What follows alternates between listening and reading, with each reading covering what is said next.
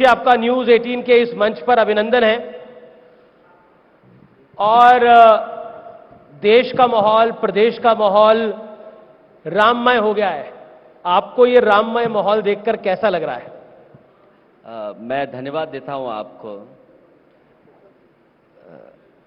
जो माहौल की बात आपने कही है जी, हालांकि आप लोग लगातार माहौल हो ना हो, लेकिन आप लोग माहौल बना के रखते हैं।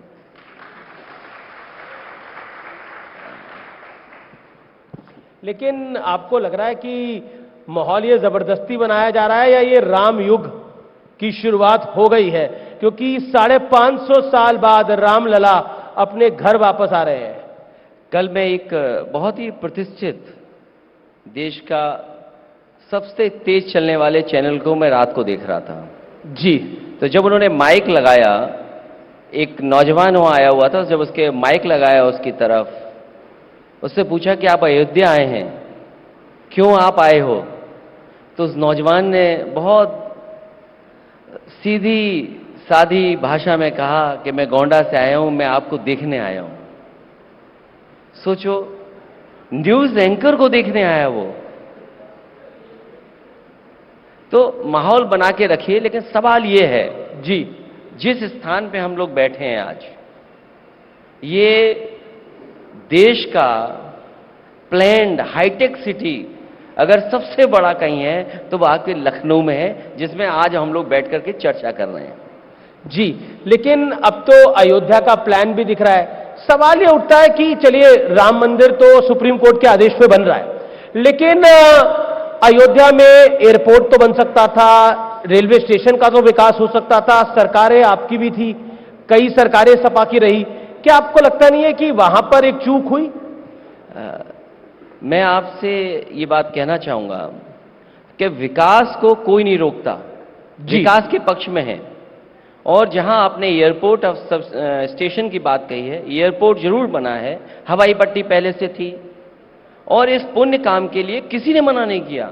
वहां के किसानों ने भी नहीं मना किया, किसान भी आगे आए, लेकिन किसान की यह शर्त थी कि अगर इतने पुण्य काम के लिए उनकी जमीन ली जा रही है तो कम से कम 6 गुना सर्किट रेट का उन्हें मुआवजा दिया जाए। आपको यह सोचना चाहिए, क्या जिन किसानों की जमीन लेकर के वो एयरपोर्ट बना है, क्या इस पुण्य काम के लिए उनको इतना मुआवजा दिया गया? क्या आपने मुआवजे में भेदभाव नहीं किया? दूसरा, स्टेशन तो बनते ही हैं, बनेंगे। मुझे खुशी है कि उन्होंने स्टेशन बनाया, लेकिन आज मैं आपसे कहना चाहता हूं, जितने भी बड़े बड़े कथावाचक जी या रिलीजियस प्रीचर आए हैं, जी, आप आज भी पता कर लीजिए, सब वहीं पर जाकर के अपनी बात रख रहे हैं जो कभी समाजवादी सरकार में बना था, एक स्थान बना था, भजन स्थल बना था, जहां पर आप परफॉर्म कर सकें, कह सकें। आज जितने लोग भी आ रहे हैं, सब के सब जाकर के वहां अभी तक कार्यक्रम किए हैं। वहां अखिलेश जी, आपने बोला कि रेलवे स्टेशन, एयरपोर्ट बनने की आपको खुशी है, मंदिर बनने की कितनी खुशी है? नहीं, वो क्योंकि आपने पहले ही कह दिया कि कोर्ट के फैसले से बना है, और कोई भी हिंदुस्तानी होगा जिसको हिंदू मुस्लिम एकता की बात करनी है, किसी भी धर्म का कोई भी बनेगा, उसमें खुशी होगी। किसको खुशी नहीं होगी? तो पहली प्रार्थना राम के दरबार में क्या लगाएंगे अखिलेश जी? लेकिन खुशी के साथ साथ हमें यह भी सोचना पड़ेगा जी, अगर आप जाएं अयोध्या में जाकर के, आप यूपी में आए, तो क्या नौजवानों को नौकरी रोजगार मिल रहा है? एक अयोध्या के कार्यक्रम में एक नौजवान खड़ा हो गया और कह रहा है कि बताइए, मैं सीवी लेकर के घूम रहा हूं, अपना बायोडाटा लेकर के घूम रहा हूं, मुझे कहीं नौकरी नहीं मिल रही, और नौकरी के लिए वेटर की नौकरी मैं करूंगा, मैं रेस्टोरेंट में जाकर के नौकरी करूंगा। आप अगर इतना बड़ा काम कर रहे हैं तो कम से कम नौजवानों को सम्मान का रोजगार नौकरी तो दे दो। आप सम्मान का रोजगार नौकरी नहीं दे रहे। जी, मेरा एक सवाल है कि निमंत्रण तो आपको भी मिला और आपने कहा कि ये बीजेपी और आरएसएस का कार्यक्रम है, विपक्ष भी इस बात को कह रहा है, निमंत्रण अस्वीकार करा, वो कहानी किस्सा क्या है पूरा? अगर निमंत्रण में भी राजनीति करेंगे, मुझे याद है आपके ही किसी साथी ने मुझसे पूछा कि विश्व हिंदू परिषद के बहुत बड़े एक नेता ने आपको निमंत्रण दिया है जी। और आपसे मिले हैं। मैंने उसी समय कहा कि मुझे किसी से निमंत्रण नहीं मिला, न मुझे कोई नेता मिला है। तो जब उन्होंने जाकर के विश्व हिंदू परिषद के नेता से पूछा तो उन्होंने कहा कि मैं निमंत्रण देने नहीं गया था, मैंने कोरियर से भिजवाया। जब मैंने अगले दिन उनसे पूछा कि आपने कोरियर से भिजवाया, उसकी कम से कम रिसिप्ट तो दे दें, तो जब मैंने रिसिप्ट मांगी तो उन्होंने कोरियर से नहीं, अयोध्या से स्पीड पोस्ट से मुझे भिजवाया था। तो सोचो राजनीति कौन कर रहा था इस पर? जो लोग निमंत्रण में राजनीति कर सकते हैं, तो वो सोचो राजनीति और जगह क्यों नहीं करेंगे। लेकिन निमंत्रण आया, निमंत्रण तो आपको मिला, चाहे स्पीड पोस्ट से ही मिला, तो आपको नहीं लगता जाना तो चाहिए था? रामलला बुला रहे हैं, 550 साल बाद मंदिर बन रहा है, अगर चले जाएंगे तो क्या हर्ज हो जाएगा?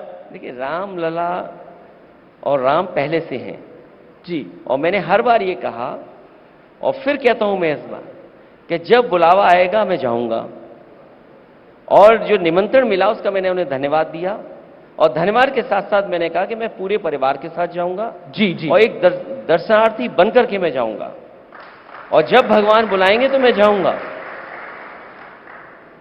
लेकिन कई बार ऐसा होता है कि आपके कुछ नेता ऐसे बयान दे देते हैं जिनका सोशली नुकसान, पॉलिटिकली नुकसान हो जाता है। मैं एक एक करके सबका नाम लूं तो उस पर बड़ा वक्त चला जाएगा, लेकिन क्या आपको लगता नहीं है कि आपको अपने नेताओं को भी थोड़ा बांध के रखना चाहिए? कई बार वो आउट ऑफ टर्न बोल जाते हैं। हमें अपने नेताओं को बांधना चाहिए, बीजेपी को अपने नेताओं को बांध के रखना चाहिए। क्या मां सीता के बारे में टेस्ट ट्यूब बेबी आप बोलेंगे? क्या मां सीता के लिए आप टेस्ट ट्यूब बेबी बोलेंगे? तो अगर हमें अपने नेता बांधने हैं तो बीजेपी को अपने नेताओं को भी बांध के रखना चाहिए। क्या आपको लगता है कि अगर प्रयास पहले की सरकारें भी करती तो ये मंदिर पहले भी बन सकता था?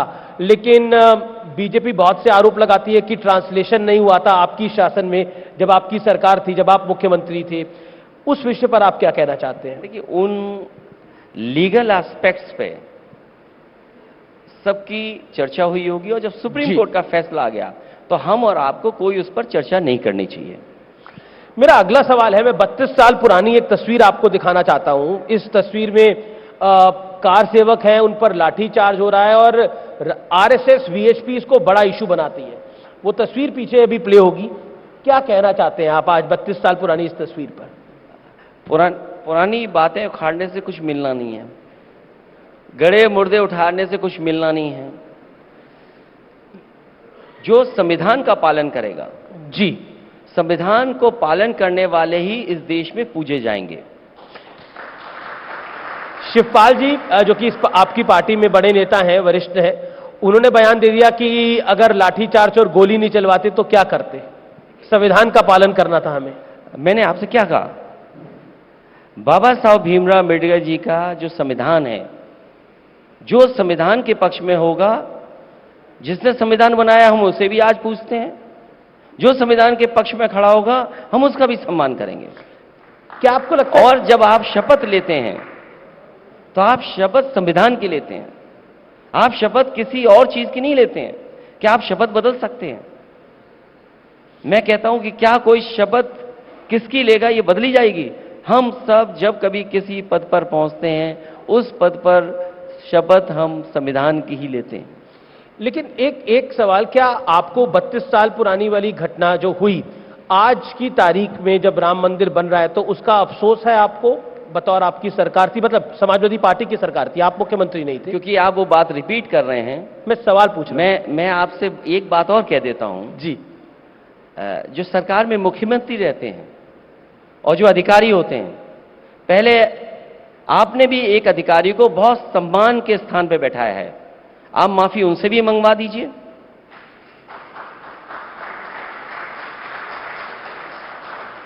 पॉलिटिक्स एक परसेप्शन का बहुत बड़ा खेल है। क्या आपको लगता है ये राम मंदिर के परसेप्शन में जिस तरह से दिग्विजय सिंह का बयान आया, विपक्ष के नेताओं का बयान आया, स्वामी प्रसाद मौर्य का बयान आया, या फिर और कुछ कांग्रेस के नेताओं का, एक कर्नाटक के मंत्री हैं उनका बयान आया, उस सबका नुकसान हो रहा है आपका? क्योंकि गठबंधन है, इंडिया अलायंस, इसलिए मैं सवाल पूछ रहा हूं आपको। इंडिया गठबंधन जीत के आधार पर बनने जा रहा है जी। इंडिया गठबंधन और पीडीए हमारी रणनीति भारतीय जनता पार्टी के एनडीए को हराएगी, पीडीए एनडीए को हराएगा और पीडीए ही हमारी रणनीति है। अगर इंडिया गठबंधन का कोई लीडर कुछ बोल रहा है, हमें उस पर टिप्पणी नहीं करनी, लेकिन हमारी रणनीति अगर कोई है तो वो पीडीए रणनीति है। लेकिन बीजेपी बार बार कहती है कि समाजवादी पार्टी और इंडिया अलायंस तुष्टीकरण की पॉलिटिक्स करते हैं, यानी पॉलिटिक्स ऑफ अपीजमेंट जिसे कहते हैं। मैं आपसे कह रहा हूं और जितने भी हमारे दर्शक यहां बैठे हैं या आपके चैनल के माध्यम से देख रहे होंगे, जी, समाजवादी पार्टी डेवलपमेंट की पॉलिटिक्स करती है और डेवलपमेंट की पॉलिटिक्स इसलिए करती है क्योंकि इससे लोगों का जीवन बदलेगा, लोगों के घरों में खुशियां आएंगी, लोगों का भविष्य बनेगा। मैं जहां से शुरू बात की थी, मैं बात वहीं पहुंचा देता हूं कि जिस जगह हम यहां बैठे हैं ये हाईटेक अंसल सिटी है, ये कभी नेताजी और समाजवादी पार्टी की बनाई हुई है। इसके दाएं बाएं मेदांता हॉस्पिटल है जहां पर बहुत सारे लोगों का जीवन बच रहा होगा। जी, मैं ये कहता हूं कि मेदांता के बराबर अगर भारतीय जनता पार्टी ने कोई एक अस्पताल बनाया हो तो बता दो आप, कोई एक अस्पताल बना हो तो बता दो।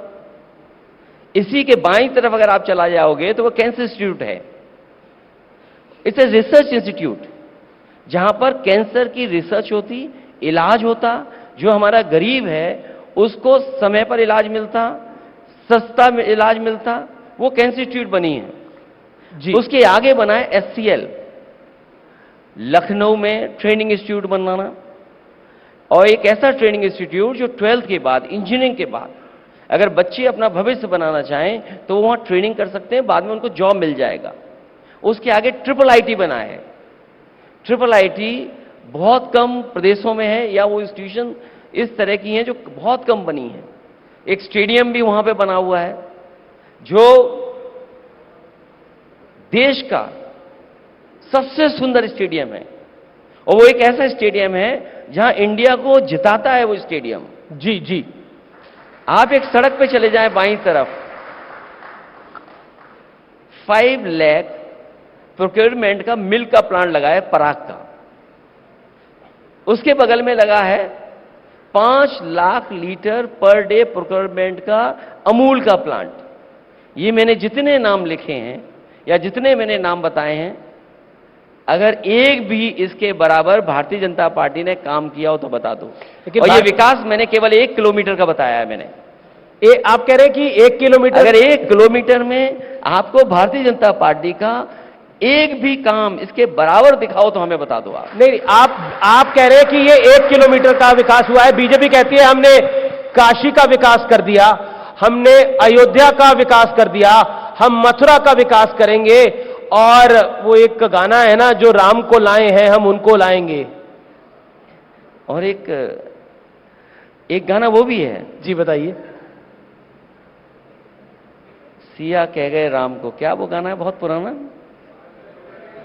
रामचंद्र ऐसा कलयुग आएगा, रामचंद्र कह गए सिया से ऐसा कलयुग आएगा। रामचंद्र जी कह गए सिया से ऐसा कलयुग आएगा। मैं अगली लाइनें नहीं सुनाना चाहता हूं, सुना दीजिए, क्योंकि मैं गाना नहीं आता है। अच्छा, आप चलिए, अब अगर वो बात आपके गाने की बात सही है तो उस गाने की भी हर बात सही है। अखिलेश जी, आप देखिए बड़े हाजिर जवाब हैं, ये मैं कहना चाहता हूं। बहुत कम नेता होते हैं जो हाजिर जवाब होते हैं, लेकिन अब गाने की बात चली है, आपको तो भगवान कृष्ण सपने में भी आए हुए हैं। 2022 के चुनाव में मैंने आपका इंटरव्यू किया था। अब मैं आपसे जानना चाहता हूं, रिसेंटली कौन से भगवान सपने में आए? प्रभु राम तो नहीं आए? देखिए, मैं आपसे कहना चाहता हूं जी, और बहुत अभी एक मैं इंग्लिश चैनल देख रहा था जी, और देश के बहुत बड़े स्वामी हैं, उन्होंने ये कहा कि कृष्ण का जो रूप है, कृष्ण की जो पॉपुलैरिटी है, उससे बहुत पीछे है भगवान श्री राम। और मैं आपको बता दूं, मैं भगवान श्री राम में भी कृष्ण देखता हूं और भगवान श्री कृष्ण में भी राम देखता हूं। अगर आपको फर्क नजर आता हो तो बता दो आप। तो ये जो आप तर्क देते हैं जी, ये तर्क कहीं स्टैंड नहीं करता है। हम पॉलिटिकल लोग हैं, हमें जनता चुन करके भेजती है। हमारी जिम्मेदारी है कि वो काम करें जिससे लोगों का जीवन बदले। आप संस्कृति को नष्ट करके नई संस्कृति बना रहे हैं। मैं उस बहस में नहीं जाना चाहता हूं। आप काशी के लोगों से पूछो कि जो हमारे पौराणिक और न जाने कितने सदियों पुराने मंदिरों को तोड़ दिया गया, क्या हम उनका संरक्षण नहीं कर सकते थे? क्या हम उस संस्कृति का संवर्धन नहीं कर सकते थे? और यही है, क्या और शहरों में नहीं हुआ? तो हमारी जिम्मेदारी ये बनती है कि जो हमारी पुरानी पीढ़ी ने संस्कृति दी है, उस संस्कृति को हम कैसे आगे लेकर के जाएं। क्या उस पर रिपोर्ट्स नहीं है? इसलिए उस बहस में मैं नहीं जाना चाहता हूं। हमारी जिम्मेदारी है लोगों का जीवन बदले।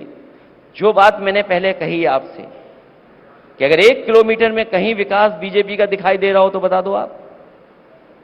और फिर देश में जी एक्सप्रेस वे बन रहे हैं। मैं देखता हूं कि गारंटी हर चीज की दी जा रही है। मोदी जी गारंटी दवाई की, गारंटी इलाज की। आप जाइए किसी इंस्टीट्यूट में चले जाइए सरकारी में, गरीब का क्या हाल है। न दवाई मिल रही है, न उसका इलाज है। और मैं आपसे दावे से कह सकता हूं, आप कभी इमरजेंसी में चले जाएं, आपका मरीज एडमिट नहीं होगा।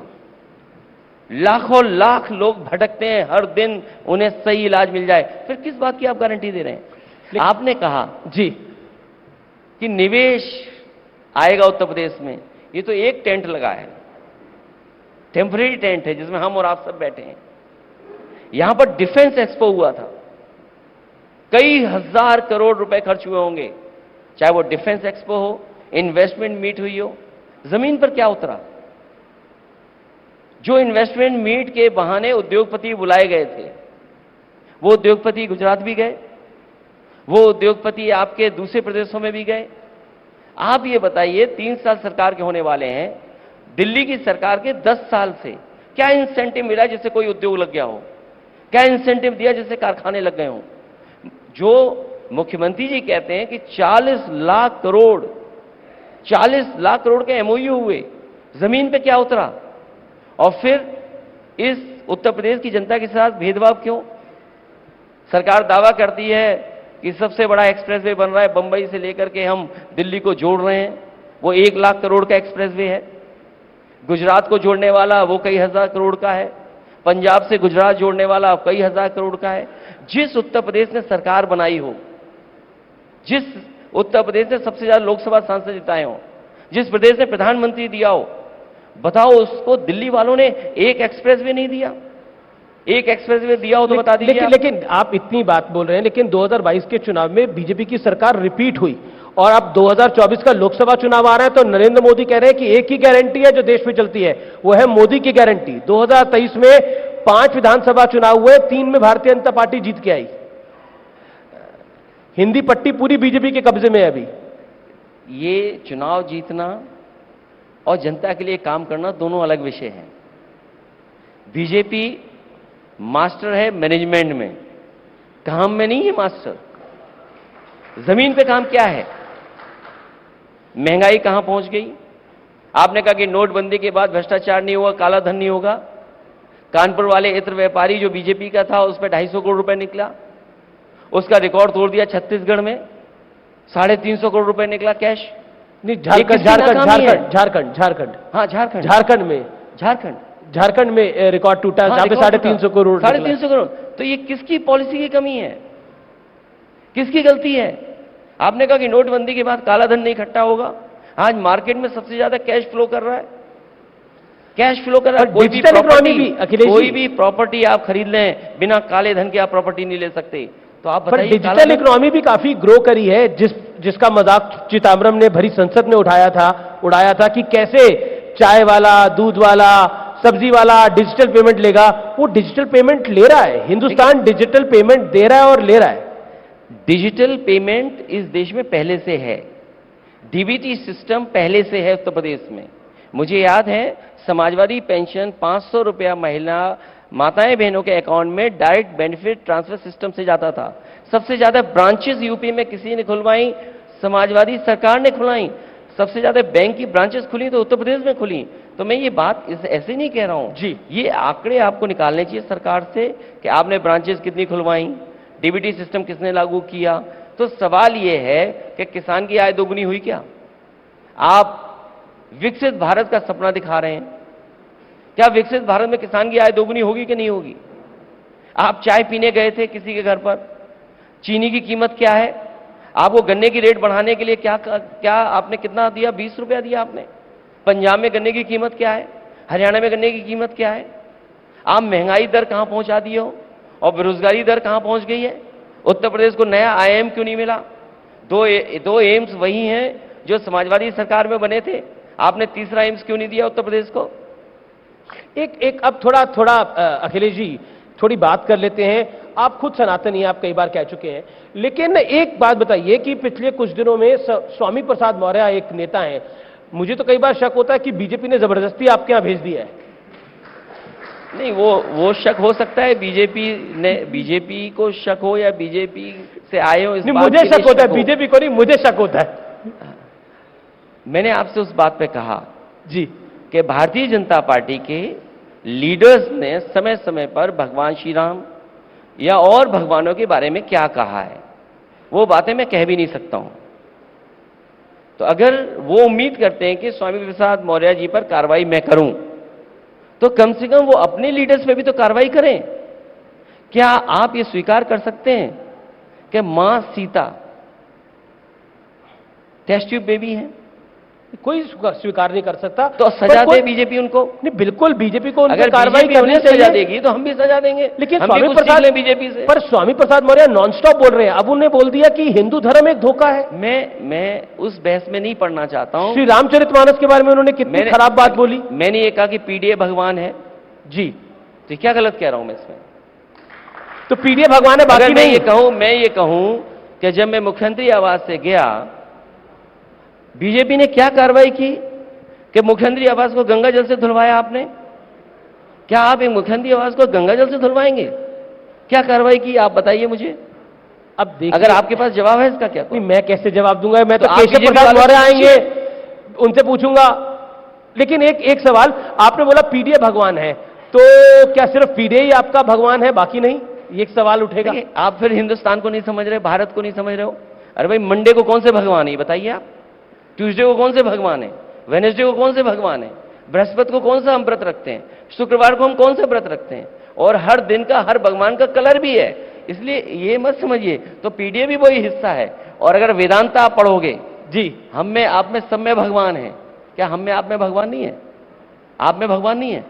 अब मुझे तो पता नहीं है, लो भगवान को मानता हूं। सनातन की बात मत करिए। अगर आप सनातन की भी बात करता हूं, अगर ये बात नहीं, लेकिन मैं तो मानता हूं कि जिसके अगर ये बात आप नहीं समझ पा रहे हो कि आप में भगवान हम में भगवान। इंटरव्यू मैं आपका ले रहा हूं, आपने मेरा लेना शुरू कर दिया। नहीं, मैं थोड़ी देर तो सोच रहा था कि मैं आपसे उलझूं नहीं, आपकी जो मैं है उसी में मैं हो जाऊं, लेकिन मैं क्या करूं, मेरी भी मजबूरी है। लेकिन अखिलेश जी, दिल्ली का रास्ता कहते हैं उत्तर प्रदेश से जाता है, और उत्तर प्रदेश में इंडिया अलायंस है। सीटों का क्या हो रहा है? मायावती जी आपसे नाराज हैं, उन्होंने तो वो अब कांग्रेस उनसे पीछे से हाथ मिलाने की कोशिश कर रही है, क्या होगा अब? देखिए, कोई नाराज नहीं है, और अभी आरएलडी के साथ हमारा गठबंधन हुआ है। बहुत अच्छी बातचीत के साथ हम लोगों ने तय कर लिया है कि 7 सीटों पर हम आपस में बैठ कर के कौन कहां लड़ेगा वो फैसला हो गया। इसी तरह बहुत जल्दी आप देखेंगे कांग्रेस पार्टी के साथ भी बातचीत होगी, और हमारा जीत का है, सीट का सवाल नहीं है। जो जीतेगा वो लड़ेगा चुनाव। ये हमारा समझदारी का गठबंधन है। हम समझदारी के साथ जीत कौन रहा है उस पर फैसला लेंगे। लेकिन मायावती जी नाराज हो गई, उन्होंने आपको गिरगिट कह दिया, क्या कहना चाहते हैं आप उसमें? नहीं, वो मेरे लिए नहीं कह रहे थे, वो जो प्रधान बार बार बदल के आते हैं उनके लिए वो कह रही थी। और मैंने उनसे कहा, और उनके बारे में फिर मैं कोट करता हूं आपको, कि पूरे समाजवादी लोग 2019 में उन्हें प्रधानमंत्री बनाना चाहते थे। ये हमारे समाजवादियों का सपना नहीं पूरा हुआ, बहुजन समाज के लोगों का सपना नहीं पूरा हुआ, तो हमारा उनका कोई झगड़ा नहीं है। बीजेपी वाले चाहते हैं कि हमारा उनका झगड़ा हो जाए। पर बीजेपी ने थोड़ी आपको ये शब्द बोले, मायावती ने बोले तो मैं बाइट प्ले करके दिखा देता हूं आपको। वो मेरे लिए नहीं बोला है उन्होंने। मैं सपा पार्टी के सुप्रीमो, नहीं, वो सपा जरूर कहा पार्टी के उन्होंने। सुप्रीमो आप ही हैं। वो कहना कुछ और चाहती रही होंगी जी। या कुछ दबाव रहा होगा जिसकी वजह से कुछ और कह दिया उन्होंने। क्या दबाव रहा होगा? आजकल तो सब जानते हैं क्या दबाव है आजकल। बोल ये बताना दीजिए आप। थोड़ी है। आप पर तो कोई दबाव नहीं है, तो आप तो बोल ही दीजिए दबाव कौन सा है। हमने तो अपनी पूरी राजनीति कर ली है, अब क्या दबाव हमारे पे? अब सोचो दबाव क्या होगा हम पे। बीजेपी की समझ देखिए आप। हमने तो गोमती पे रिवर फ्रंट बनाया, नदी पे रिवर फ्रंट बनाया। बीजेपी को बोल नाले पर रिवर फ्रंट बना रहे हैं, बताइए हद हो गई।